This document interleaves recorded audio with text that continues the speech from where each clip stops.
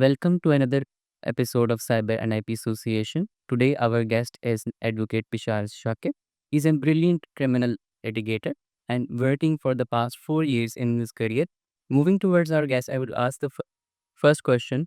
Can you share a brief introduction and your experience in your legal field and which things motivates you to be alive?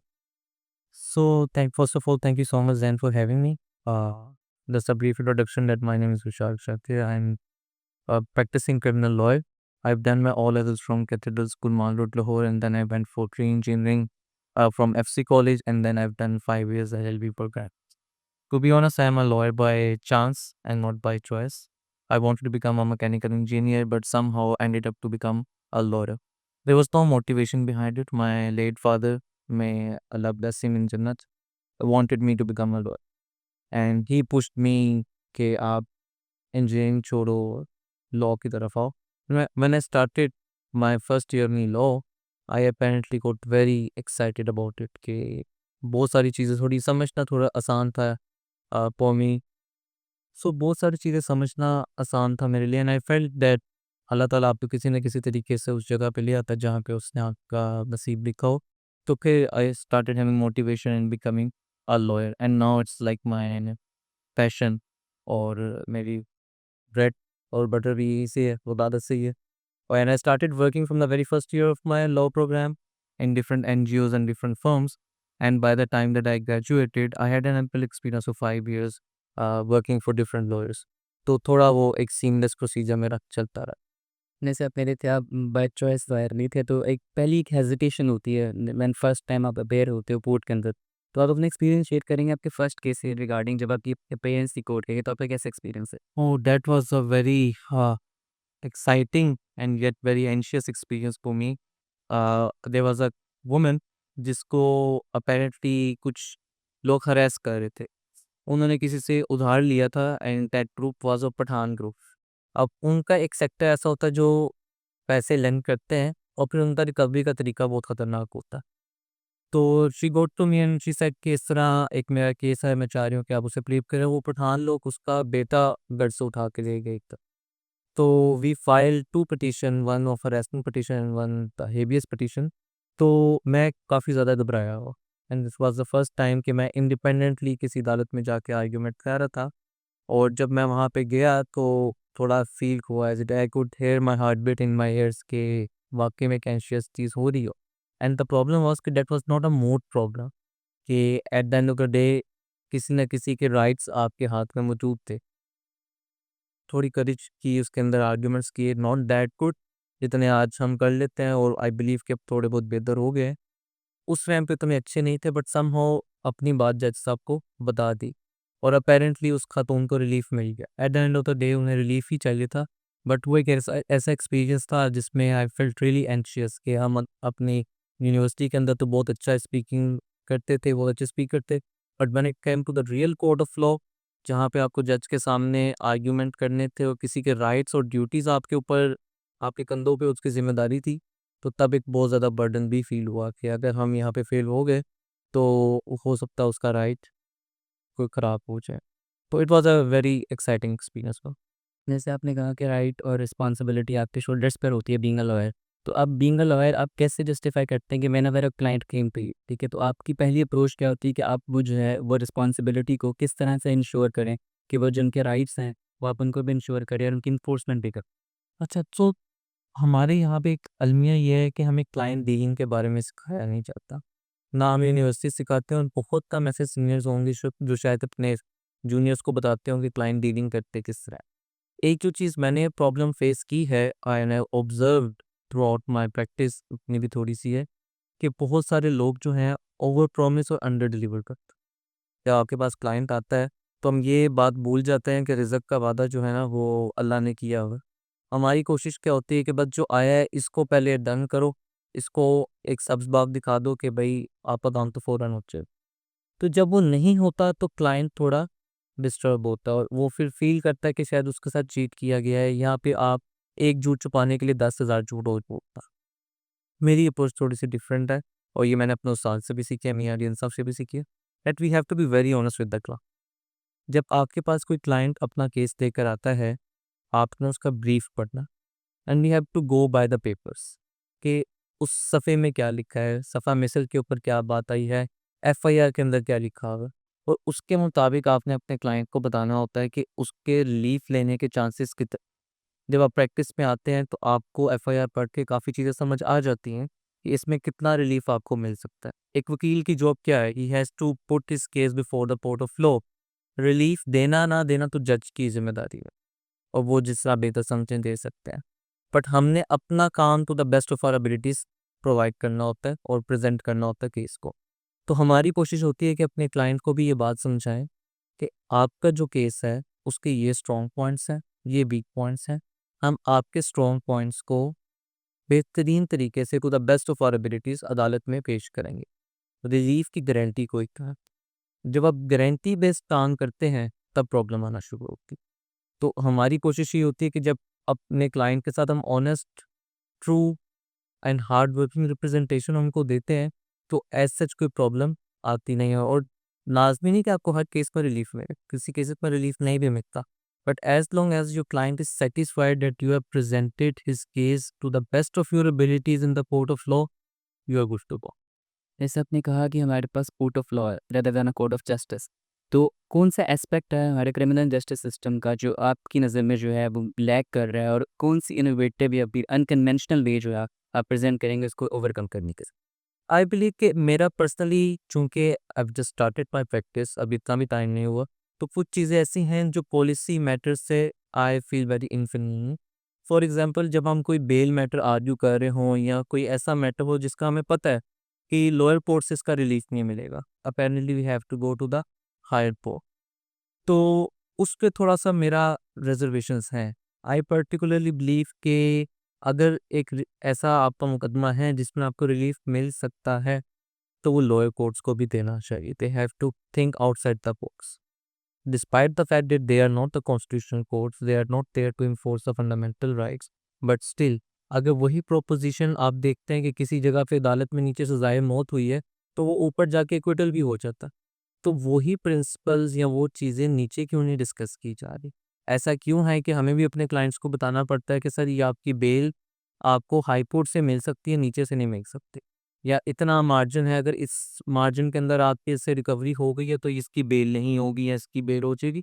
I personally believe कि उन चीज़ों से अब हमें बाहर निकलना चाहिए, लॉयर्स को भी और अपेरेंटली जजेस को भी, and we should think outside the box कि ये कन्वेंशनल पॉलिसी मेकिंग डिसीजन से हट के मेरिट्स ऑफ द केस को डिस्कस करके काम करना चाहिए, ताकि रिलीफ जो है अगर बनता है तो वो क्लाइंट तक मिल सके।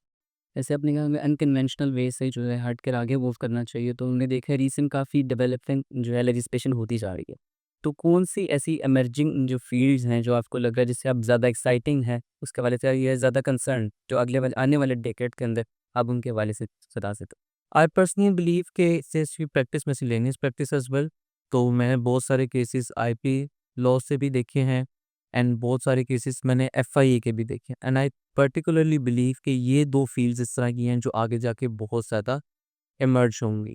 फॉर एग्ज़ाम्पल, पीका itself now is very much in field, और एफआईए बहुत अच्छा काम कर रही है इस फील्ड के अंदर। रिगार्डलेस कि हमारी इतनी मर्ज़ी रिज़र्वेशंस हो उस एजेंसी के साथ, लेकिन वो पीका के हवाले से specially when it come to the cyber harassment, बहुत सारा काम किया जा रहा है और बहुत अच्छा काम किया जा रहा है by the FIA authorities, and same goes for the IP laws. In this emerging world आजकल हर टेक्नोलॉजिकल इनोवेशंस आ रही हैं, हर इंसान कोई अपना प्लेटफ़ॉर्म शुरू कर रहा है, there is entrepreneurs out there जो अपने स्टार्टअप शुरू कर रहे हैं। तो आईपी के हवाले से भी आई पर्टिकुलरली बिलीव कि बहुत सारी चीज़ें आगे जाके बेहतर होंगी और इस तरफ बहुत ज़्यादा लोग आएँगे। And then ADRs, in criminal law we also have ADRs, आपकी सुलह हो सकती है, इस्लाम इसकी इजाज़त देता है, कानून इसकी इजाज़त देता है कि जिस को ऑफेंस के अंदर कंपाउंडिंग की जा सकती है, उसके अंदर कंपाउंड कर लिया जाए। Apparently at the end of the day you have to put a stop the litigation, किसी न किसी जगह पे उसको रुकना चाहिए। अगर वो कंटिन्यूअस फेज में रहेगी तो रिलीफ ना तो कंप्लेनेंट को मिलेगा ना एक्यूज साइड को मिलेगा।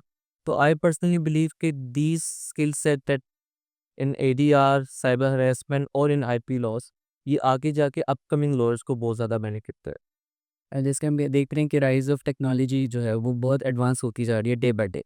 तो उस टेक्नोलॉजी का जो है हमारे क्रिमिनल जस्टिस सिस्टम में जो है ऑफेंसेस के ऊपर क्या इम्पैक्ट है, और कोई रीसेंट केस जो आपने देखा हो जो रिसेंटली जो है ऐसी इमर्जिंग टेक्नोलॉजी के रिजल्ट में निकला हो और ऐसा ऑफेंस को, तो आप शेयर करें। सो आई बिलीव कि इमर्जिंग टेक्नोलॉजीज़ के अंदर जो पहले अनकन्वेंशनल या कन्वेंशनल जो चीज़ें होती थी, वहाँ पे मॉडर्न डिवाइसेस के जो हमारे एविडेंस कलेक्शन थी, वो शायद उस तरीके से एंटरटेन नहीं की जाती थी, बट अब वो बहुत अच्छे तरीके से एंटरटेन की जाती है। आर्टिकल 164 क्यूएसओ मॉडर्न डिवाइसेस से एक्सट्रैक्टेड एविडेंस को एडमिसिबल एविडेंस करता है। और बहुत सारी चीज़ें ऐसी होती हैं कि आजकल के दौर में mobile phones, cameras are very common. तो जब कोई भी ऑफेंस हो, I won't limit it to any particular offence but any offence for that matter, वहाँ पे टेक्नोलॉजी का इस्तेमाल बहुत अच्छी तरीके से करके एविडेंस की प्रोटेक्शन, कलेक्शन और प्रेजेंटेशन की जा सकती है। पर्टिकुलरली अगर बात करें तो पीका में सेक्शन 20 और 21 आजकल साइबर हरासमेंट के बहुत सारे केसेस रिपोर्ट किए जाता है। तो जब आप साइबर हरासमेंट करते हैं किसी को, किसी की ऑब्जेक्शनेबल पिक्चर शेयर करते हैं या उसको लीक कर देते हैं, तो उसके हवाले से टेक्नोलॉजी बहुत अच्छा काम करती है। आप उनको पिन पॉइंट कर सकते हैं, आप उनको पकड़ सकते हैं, जितनी भी वो जहाँ पे भी पिक्चर शेयर की गई हैं, वो वहाँ से रिमूव भी करवाई जा सकती है और परपेट्रेटर्स को कैप्चर कतार तक पहुँचाया जा सकता है। और इस के पूरे प्रोसेस के अंदर टेक्नोलॉजी का सबसे बड़ा रोल है कि आप कैसे साइबर फुटप्रिंट्स के ज़रिए उनको ट्रेस करते हैं, कैसे उन लोगों को पकड़ते हैं, कैसे आईपी एड्रेसेस के थ्रू आप उन कल्प्रिट्स तक पहुँचने के लिए सारा काम कर रहे होता है। तो I believe technology is doing an amazing job और इसको मज़ीद एडवांस करना चाहिए और मज़ीद प्रमोट करना चाहिए, बिकॉज़ हमें अब कन्वेंशनल चीज़ों से निकल के technologically advance way of investigation and collection of evidence पे आना चाहिए। अब जैसे टेक्नोलॉजी इमर्ज हो रही है तो इसी तरह जब एक लॉयर जो है वो उसके पास तो केस आता है तो वो प्रिपेयर करना स्टार्ट करता है। तो आपके नज़दीक जो है डिजिटल लिटरेसी जो है लॉयर्स के दरमियान वो किस हद तक इम्पॉर्टेंट है, और आप जो है बताते हुए अपना एक्सपीरियंस जो है वो शेयर करें कि आप जो है इमर्जिंग ट्रेंड्स के साथ कैसे इन कॉन्टैक्ट रहते हैं। So then I personally believe कि अब आके कुछ मैंने भी ऐसा फ़ील किया है कि हमारे आस-पास जब हम लॉयर्स को देखते हैं, तो पढ़ने का रुझान थोड़ा कम हो गया है। अब कन्वेंशनली लोग किताबें बहुत कम पढ़ते हैं, जो हमारे सीनियर्स हैं, जैसे मैं मियाँ साहब को भी देखता हूँ, तो आए दिन कोई ना कोई हम किताब पे रिव्यू भी कर रहे होते हैं और पढ़ भी रहे होते हैं। बट मोस्टली लॉयर्स ऐसा नहीं करते, यंग लॉयर्स तो वैसे ही नहीं करते। अब अटेंशन स्पैन जो है वो भी बहुत कम हो गया। बट आई बिलीव कि टेक्नोलॉजी इसमें बहुत अच्छी हेल्प आउट कर सकते हैं। देयर आर मल्टीपल वेबसाइट्स जहाँ पे आपको बुक रिव्यूज़ मिल जाते हैं, उनके क्रक्स मिल जाते हैं। And if we are talking about particularly about the research tools, तो बहुत सारे अच्छे रिसर्च टूल्स आ रहे हैं। अगर आप कन्वेंशनली किसी लॉ साइट पे काम नहीं करना चाहते तो there are alternatives to them as well. तो आप उनको इस्तेमाल करते हुए अपना काम कर सकते हैं। For example I will just give you a quick example of drafter. किसी ज़माने में जब ड्राफ्टिंग डिक्टेट करते थे, तो स्टेनोस टाइप करते थे। आज आपके पास open AI, chat AI bots हैं, आपके पास चैट जीपीटी है और मुख्तलिफ प्लेटफ़ॉर्म्स हैं, जहाँ पे आप अच्छा प्रॉम्प्ट देकर अपना ड्राफ्ट बनवा सकते हैं। Now there might be some lawyers और some people who may criticise मी कि नहीं ऐसा नहीं होना चाहिए, बट द फैक्ट इज़ कि ये चीज़ आ चुकी है। हम उससे आँखें बंद करके नहीं बैठ सकते। बहुत सारे लॉयर्स से, बहुत सारे फर्म से ज़्यादा अच्छा ड्राफ्ट जो है वो आपका चैट जीपीटी बनाकर दे देता है, as long as you are giving them that platform correct prompt. अगर आप उसे प्रॉम्प्ट ठीक दे रहे हैं, आप उसको डायरेक्शंस ठीक दे रहे हैं, तो वो आपसे ज़्यादा अच्छा ड्राफ्ट बना के देता है। We should use technology. अब वो पुरानी चीज़ें ऑब्सोलीट होती जाएँगी। We should be very much adaptive towards the new technology, उसको इस्तेमाल करना चाहिए। एंड आई पर्सनली बिलीव कि जैसे बहुत सारे टूल्स हैं, ग्रामरली है, I use it on regular basis to check my drafts and then the AI research based tools उसको हम इस्तेमाल करते हैं। लाहौर हाई कोर्ट के बुलेटिन्स को इस्तेमाल करते हैं to attend the brief summary. And I personally believe कि अगर एआई रिसर्च बेस्ड टूल जो है वो ज़्यादा इफेक्टिव हो जाए तो लॉयर्स के लिए मज़ीद आसानी हो जाएगी कि वो प्रॉम्प्ट दे के अपने रेलिवेंट केस लॉज को पढ़ें और रिसर्च जल्दी करके ड्राफ्ट जनरेट करके अपनी प्रेजेंटेशन स्किल्स के ऊपर ज़्यादा काम कर सकते हो। जैसे आपने कहा कि इमर्जिंग जो टेक्नोलॉजी के हवाले से है कि जैसे टेक्नोलॉजी इमर्ज हो रही है, साइबर क्राइम भी साथ-साथ राइज़ होते जा रही है। तो जब आप लिटिगेशन में जाते हैं साइबर क्राइम की तो जो टेक्नोलॉजी के लिहाज से जो एविडेंस हैं वो डिजिटल एविडेंस होते हैं। तो इनके मुताबिक जो है वो आपकी क्या परसेप्शन है कि उनकी एडमिसिबिलिटी और वो किस तरह से कोर्ट ऑफ लॉ के अंदर वो यूज़ की जाए? So then, as I've told you, Article 164 QSO deals with the admissibility of evidence from the modern devices. It is definitely admissible as long as it is relevant to the effectively show the relevant fact. तो उस चीज़ को cater किया जा सकता है। अब हमारी court की जजमेंट्स मौजूद हैं कि सोली इन एविडेंस के ऊपर कन्विक्शन शायद ना होती हो। You need corroboration as per. तो कोरोबरेटिव पीस ऑफ एविडेंस साथ होना चाहिए। Courts are very much receptive towards this kind of evidence. इसको एक्सेप्ट भी करती हैं, इसको एडमिसिबल एविडेंस भी मानती हैं और इस पे कोरोबरेशन के साथ कन्विक्शन भी हो रही हैं। तो दैट्स अ गुड पॉइंट कि कोर्ट्स इससे रिलक्टेंट नहीं है। कोर्ट्स इसको वार्मली वेलकम कर रही हैं इस तरह की टेक्नोलॉजी को, बहुत बिकॉज दे आर अवेयर कि अब इस दौर के अंदर we can not rely on conventional methods of investigation. Investigation को टेक्नोलॉजी के साथ इम्प्रूव, इन्हेंस और एडवांस किया जा रहा है और कोर्ट्स उसको एडमिसिबल एविडेंस के तौर पे इस्तेमाल भी कर। रिसेंटली हमने देखते हैं कि जैसे साइबर क्राइम के हो रहे, ऑनलाइन हरासमेंट हो रही है, डिफरेंट जो है वीडियो लीक हो रही है, ऑडियो लीक हो रही है। तो कौन से प्रिवेंटिव मेजर्स हैं या प्रो टिप्स आप देना चाहेंगे ऑडियंस को कि वो अब इस पर किस तरह से प्रिवेंट करिए जा सकता है? So when it comes to the harassment वाली बात पे, I am not a very pro in that subject, but generally Qureshi साहब इज।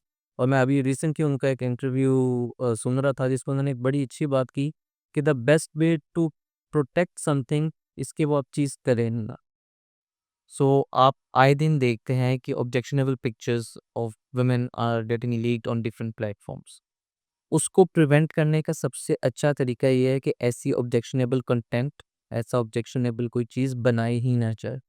क्योंकि once it is out in the public और ऑन द इंटरनेट, वो कभी ख़त्म नहीं होता। उसे रिकवर करने के तरीके भी होते हैं, उसको सिक्योर करने के तरीके भी होते हैं, उसको सेव करने के तरीके भी होते हैं और वो आगे डिसेमिनेट भी होता है। तो किसी भी चीज़ को, कंटेंट को अगर आप चाहते हैं कि वो वायरल ना हो या उसके ऊपर आफ्टर कोई रिप्रिकॉशंस ना हो, तो सबसे बेहतरीन चीज़ ये है कि वो चीज़ बनाई ही ना जा सके। अब आए दिन हमारे पास भी इस तरह के बहुत सारे केसेस आते हैं जहाँ पे क्लाइंट्स हमें आके ये कहते हैं कि उन्होंने जो पिक्चर शेयर की, वो आगे अब दूसरा बंदा उन्हें ब्लैकमेल कर रहा है या उनको लीक कर रहा है। तो डिस्पाइट द फैक्ट कि I am personally of the view कि अगर आप एक बंदा या 2 लोग आपस में कंसेंट में जो भी कर रहे हैं, it's their matter. Nobody has a right to do moral पोlicing टू दैट। बट जब बाद में इश्यूज़ आते हैं, these are the social issues जो क्रिएट होते हैं, तो इसका बेहतरीन हल ये है कि पहले ही इस चीज़ को अवॉइड किया जाए, ताकि आगे जाके आपको उस प्रोसीजर के थ्रू जो एक मेंटल ट्रॉमा, मेंटल एग्नी होती है, वो ना।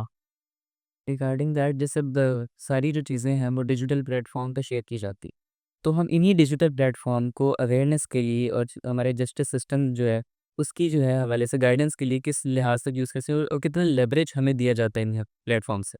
सैन पर्सनली बिलीव कि हर दूसरा शख्स जो है आज फेसबुक, इंस्टाग्राम का इस्तेमाल कर रहा है। तो इन्हीं डिजिटल प्लेटफॉर्म्स के थ्रू लीगल नॉलेज को और लीगल अवेयरनेस को खिलाया जा सकता है। For example your own platform सीका, it's you are doing a wonderful job.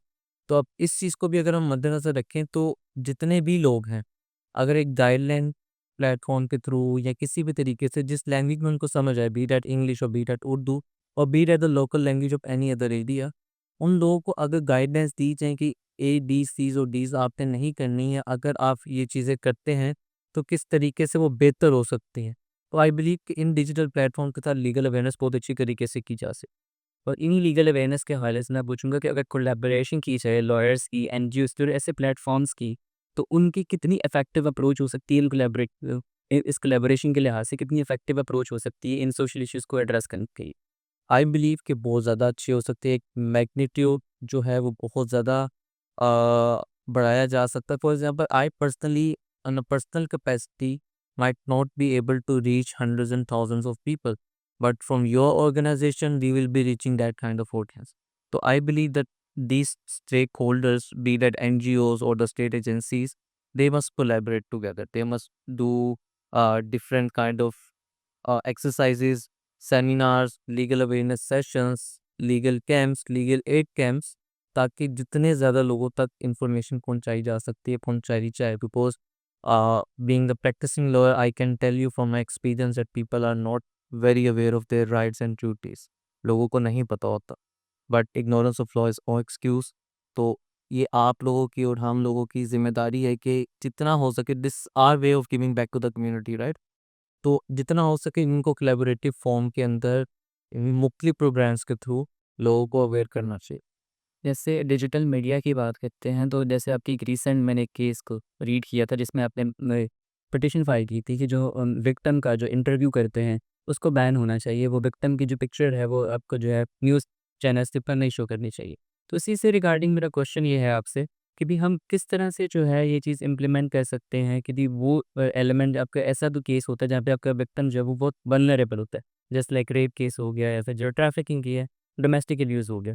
ऐसे वल्नरेबल जो सर्कमस्टांसेस जो हैं, इन सर्कमस्टांसेस के अंदर जो हम किस तरह से एक फेस को हैंडल करें कि जहाँ पे ऑटोनॉमी भी बरकरार है और उसकी ऑनर भी बरकरार है। ज़ेन इसमें सबसे प्राइमरी रोल जो अदा करता है that is the investigating agency. Even in my petition हमने जो इस पूरी पिटिशन के अंदर बात की थी, वो यही की थी कि सबसे बड़ा रोल और सबसे बड़ा स्टेक होल्डर जो क्रिमिनल एडमिनिस्ट्रेशन ऑफ जस्टिस के अंदर है that is the investigating agency. जब कोई एक्यूज़ किसी इन्वेस्टिगेटिंग एजेंसी की कस्टडी के अंदर मौजूद है, it is the primary duty of that particular agency and specially the investigating officer to ensure कि उसकी प्राइवेसी ब्रीच ना हो। तो जब कोई ऐसे हमारे पास केसेस आते हैं जहाँ पे अक्यूज़ या विक्टिम बहुत वल्नरेबल स्टेट के अंदर हो, आपकी इन्वेस्टिगेटिंग एजेंसी और आपकी reporting agencies the medias they have to play a very pivotal role. उन्हें बहुत सोच समझ के सारी चीज़ें करनी चाहिए। बट मेरी पिटिशन के बाद तो इट इज़ वेरी एविडेंट कि आप अंडर कस्टडी प्रिजनर्स के इंटरव्यूज़ नहीं कर सकते। तो अब उसके ऊपर पर्चे भी हुए हैं, बहुत सारे लोगों के ऊपर एफआईआर्स कराई गई हैं, पुलिस के थ्रू भी और एफआईए के थ्रू भी जिन्होंने इसकी वायलेशन की है। Similarly, मीडिया को भी चाहिए that no means no. When a person says that he does not is not willing to give the interview, you have to stop. You can't harass that person. तो इन चीज़ों को मद्देनज़र रखते हुए हम व्यूज़ के चक्कर में जब इंटरव्यूज़ करते हैं, चाहे बी दैट विक्टिम और be that accuse person, they are innocent until proven guilty. तो अगर आप उसको पहले ही स्टिग्मेटाइज कर देंगे सोसाइटी के अंदर, बाद में कोर्ट ऑफ लॉ से उसको एक्विटल हो भी जाए, he will still remain prisoner और वो उसको मुजरिम ही तस्वुर किया जाएगा। तो इसको अवॉइड करना चाहिए and for the victim part, for example कोई रेप का केस है, कोई जीबीवी केस है, इस तरह की चीज़ों में जब आप विक्टिम का इंटरव्यू कर लेते हैं, एक टेम्परेरी उसको व्यूज़ भी मिल जाते हैं, उसको पब्लिक सिंपैथी भी मिल जाती है। उसके आफ्टरमैथ्स का आपको अंदाज़ा नहीं होता कि उसका सोसाइटी के अंदर, उसका उसकी फैमिली के अंदर और उसका पूरे माशरे के अंदर क्या इम्पैक्ट होता है। और इसी वजह से आज भी बहुत सारी ख़वातीन, specially I am talking about females, they are hesitant to report the cases to the investigating agencies. Reason being कि सोसाइटी का प्रेशर और जो सोसाइटी में आफ्टर मैथ्स आते हैं, जो आफ्टर शॉक्स होते हैं इस चीज़ के, वो बेरेबल नहीं है। तो it has to be very responsible thing. इसको जितना प्राइवेटली किया जाए उतना प्राइवेटली बेहतर है और वो रिस्पॉन्सिबिलिटी लिटिगेटर्स के ऊपर भी है। मी बीइंग अ लॉयर, अगर मैं ऐसे केस को डील कर रहा हूँ तो मेरी कोशिश ये होगी कि इनको इसको इन कैमरा प्रोसीडिंग कर दी जाए, इन चेंबर प्रोसीडिंग कर दी जाए, ओपन पब्लिक ना की जाए ताकि उसकी प्राइवेसी और उसकी जो डिग्निटी है वो वायलेट ना। रिगार्डिंग में नेक्स्ट क्वेश्चन कि जैसे रोल ऑफ़ टेक्नोलॉजी जो है वो बढ़ता जा रहा है, तो कौन-सी चीज़ें हैं जो आपको लगता है आने वाले डेकेड में जो है हमारे ये ज़्यादा इफ़ेक्टिव होंगी और ज़्यादा प्रूव होंगी बेहतर इस हवाले से? तो उसके बारे में आप क्या ज़ेन आई पर्सनली बिलीव कि बहुत सारे जो जैसे आप हैं और यंग लॉ स्टूडेंट्स जो हैं, जो टेक्नोलॉजिकली एडवांस्ड हैं और जिनका इस तरफ रुझान है, वो बहुत अच्छे टूल्स बना रहे हैं। I've recently encountered law script research tool made by one of the students of LUMS, और उनकी टीम ने जो बनाया था, I have used it and it's like very effective when it comes to the research part. It is AI generated tool जो आपकी research को और आपके केस का उसको कोलैबोरेट करके और एक अच्छी एक रिसर्च जनरेट करके आपको दे देता है। तो I believe these kind of tools are much better as compare to the conventional method of researching. और वो मेरे जैसे वकील को जो थोड़ा कंप्यूटर भी इस्तेमाल कर लेते हैं और अपनी वकालत भी चला लेते हैं, वो बहुत अच्छा एक इफेक्टिव टूल समझा जाएगा। तो सिमिलरली इस तरह के बाकी टूल्स की हम इस्तेमाल कर सकते हैं और टेक्नोलॉजी की बेस के ऊपर अपने रिसर्च और ड्राफ्टिंग को एक्सपेडाइट कर सकते हैं, उसकी स्पीड को बढ़ा सकते हैं ताकि हम ज़्यादा टाइम जो है, जैसे यू बीइंग द मोटर, इस चीज़ को अंडरस्टैंड कर सकते हैं कि अपनी प्रेजेंटेशन के ऊपर ज़्यादा ध्यान दिया जाए, उस स्किल सेट को ज़्यादा बेहतर किया जाए जहाँ पे आप कोर्ट में presentation the next question is regarding the social issues. हम देखते हैं हमारे जो सोसाइटी में है जेंडर बायस की चीज़ें होती हैं, रेस के रिगार्डिंग होती हैं या फिर जो क्लास से मुताबिक चीज़ें होती हैं। तो जब भी आप कोई ऐसा केस इनकाउंटर करते हैं तो आपका क्या पर्सपेक्टिव होता है, आपकी क्या अप्रोच होती है कि इन चीज़ों को मिटिगेट किया जा सके और इंश्योर किया जा सके कि जस्टिस ना पे? अच्छा, so doing justice is not my job, right? Sometimes I will be appearing on behalf of an accused, and sometimes I might be appearing on behalf of the complainant. My job would be to do the best to my abilities to present the case.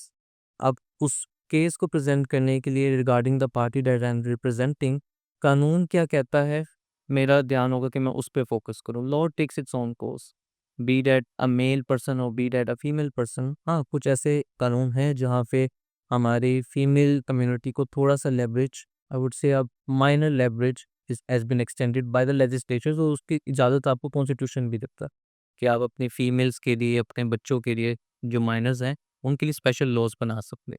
Just a quick example is regarding the bail. अगर कोई ऐसा offence है जहाँ पे कोई female accuse है, तो उसको bail as a matter of rule दी जा सकती, ठीक? और उसको बेल ना देना इज़ एन एक्सेप्शन, और उसपे अभी recently his lordship mister justice Mansoor Ali Shah has given a judgement in the Supreme Court, तो उसमें भी सेम प्रिंसिपल को लेट डाउन किया गया है, एंड आई बिलीव इसमें कोई कद्दन नहीं है। Similarly when it goes to the family law, उसमें भी कुछ चीज़ें जो हैं वो अपैरेंटली फीमेल्स की तरफ एक्सटेंडेड हैं। इसमें बहुत सारे लोगों को ऑब्जेक्शन हो सकता है, but I personally believe that this community has been a very marginalised community in our society. We have been a male dominated society, a patriarchal society, और उस चीज़ को आहिस्ता-आहिस्ता कम करके इक्वालिटी लानी चाहिए। और इसमें कोई कदर नहीं है कि किसी लॉ मेकर्स ने उसको लेवरेज दिया है, तो उसको एक्सरसाइज़ करना चाहिए। And me being a lawyer, I am all for the law, कि जो कानून में लिखा गया है, उसको फॉलो करना है। Law takes its own course. बाकी जस्टिस को करना it's a job of the जज। नेक्स्ट क्वेश्चन है इसके रिगार्डिंग साइबर क्राइम्स जो हैं वो बढ़ते हैं तो साइबर हरासमेंट भी हो रही है। अब मोर वल्नरेबल जो चीज़ है वो आपका डाटा है। डाटा जो है वो ब्रीच बहुत ज़्यादा होती है, वो चाहे वो आपकी कंपनी का है या आपकी फ़र्म का है या आपका पर्सनल डाटा है। तो रिसेंटली जो है हमारे पाकिस्तान में इससे इतनी लेजिस्लेशन की डेवलपमेंट हुई, एक बिल जो है वो प्रेज़ेंट किया गया, but still not an effective legislation. तो डाटा प्रोटेक्शन और इसके ऊपर जो है करंट जो लॉज़ हैं, वो किस तरह से इसको डील कर रहे हैं और किस हद तक जो है इन इश्यूज़ को कैटर कर रहे हैं और क्या नई चीज़ें जो है इसमें इम्प्लीमेंट की जा सकती? अच्छा, so we have two different aspects. One is the criminal law aspect and the other one is the civil law. तो when it comes to the civil law, तो आईपी ऑर्डिनेंस जो है वो आपकी इन्फोर्स हैं, आप ट्रेडमार्क कर सकते हैं, कॉपीराइट कर सकते हैं। और I personally I am dealing with few cases and I feel कि अदालतें उस पे बड़ी रिसेप्टिव हैं और बड़ी रिगरसली उस पे काम किया जा रहा है। उस तरीके से नहीं किया जा रहा जिस तरीके से होना चाहिए, but it's a progressive role.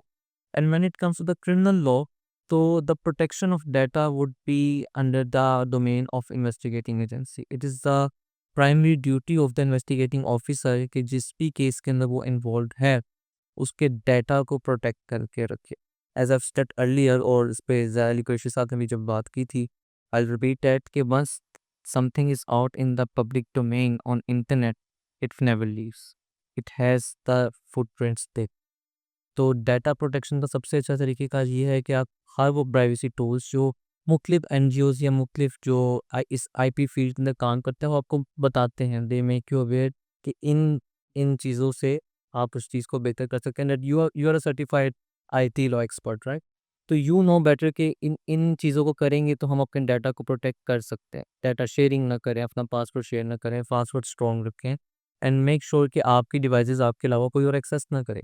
इस तरह की चीज़ों को पब्लिकली एंटरटेन करना चाहिए, और आप ऐसा कोई डाटा जो यू फील के ऑब्जेक्शनेबल है, वो किसी सूरत भी आपके डिवाइस को छोड़ के किसी और भी डिवाइस में नहीं जाना चाहिए। And I felt that personally through the cases that we have litigated, that once that thing is out of your control, तो दोबारा that Pandora box never closes. वो genie once it's out there, वो वापस नहीं खाता। Before concluding, my last question would be, even though it's very healthy conversation that we're going on, but we have to end it. So my last question is regarding, हम देखते हैं तो criminal litigation में जब जाते हैं तो most critical element जो होता है उसने वो ट्रायल का होता है। तो as being a young lawyer जो न्यूली अभी ग्रेजुएट हुए हैं और अगर वो कोर्ट में पे करते हैं किसी ट्रायल के लिए प्रिपेयर करते हैं, तो कौन सी एसेंशियल चीज़ें जो है वो उनको उस ट्रायल के लिए को प्रिपेयर करनी चाहिए? The most essential thing that I personally believe that you should prepare is regarding a presentation of evidence. QSO is the most neglected part when it comes to the practice.